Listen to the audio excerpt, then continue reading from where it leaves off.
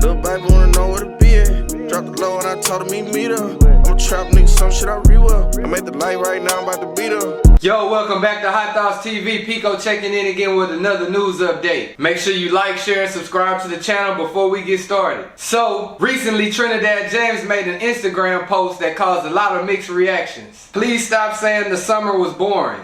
That's a lie you want to make true. Gunna saved it for male hip hop.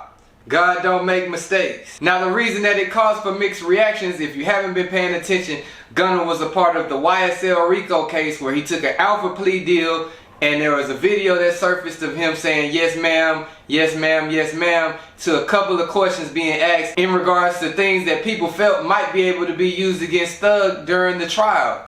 Personal knowledge that members or associates of YSL have committed crimes in furtherance of the gang. Yes, ma'am.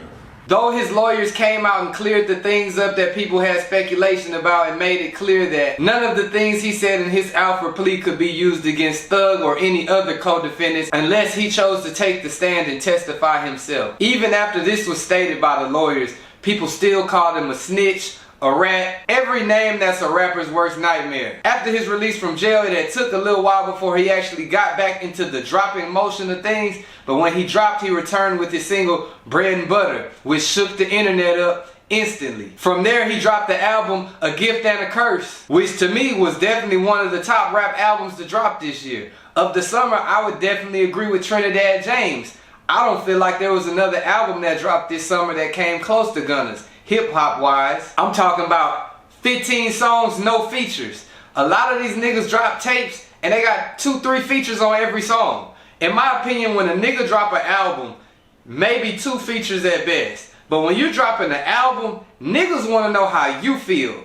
We don't want to hear how the whole industry feel. I don't.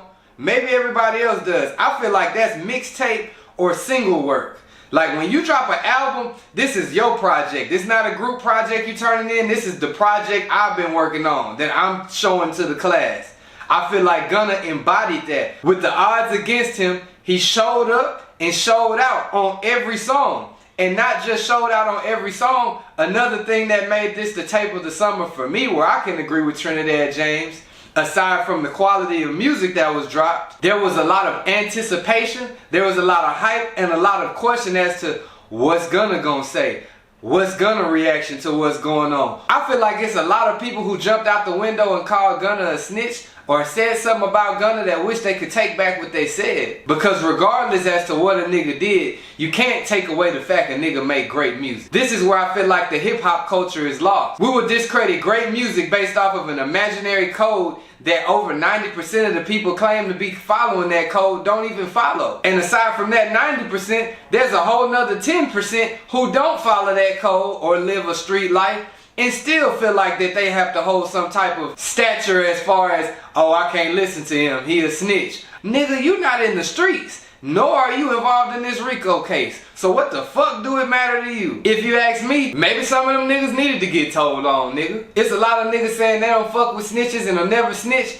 yet they passing blunts and hanging out with snitches every day. If you remove the RICO case out of the equation, Gunna definitely has the top hip hop album of the year. Mind you, this was a follow-up to the album he had just dropped the year before, Drip Season Forever, which also took many accolades as far as being one of the most listened to hip hop albums that year. Basically where I'm going with this is that we need to get back into listening to music rather than trying to critique a nigga's personal life. A lot of niggas that say they wouldn't do this or against that, we've seen that they'll do that when it's time for them to do so. It's a lot of niggas said they won't snitch or tell, and then a month later we see an interrogation of them doing that. Now I don't care about snitching. I'm not a street guy, never claimed to be one. So I can openly say Gunna tape was one of the best tapes to drop this year. And as far as I know, Gunna dropped the only hip hop album with no features that went crazy every song. Now in regards to the YSL RICO case, they still haven't started a trial, they still haven't found the jury. So Young Thug is still in jail. However, throughout this time Young Thug's been in jail, Gunna's been released. I'm not sure as far as what their stance and their relationship is, but Gunna's made it clear through the music and through his social media that he's still YSL and still Team Jeffrey. Who do y'all feel like dropped a better album than Gunna this year? Make sure you like, share, and subscribe to the channel. Pico signing out.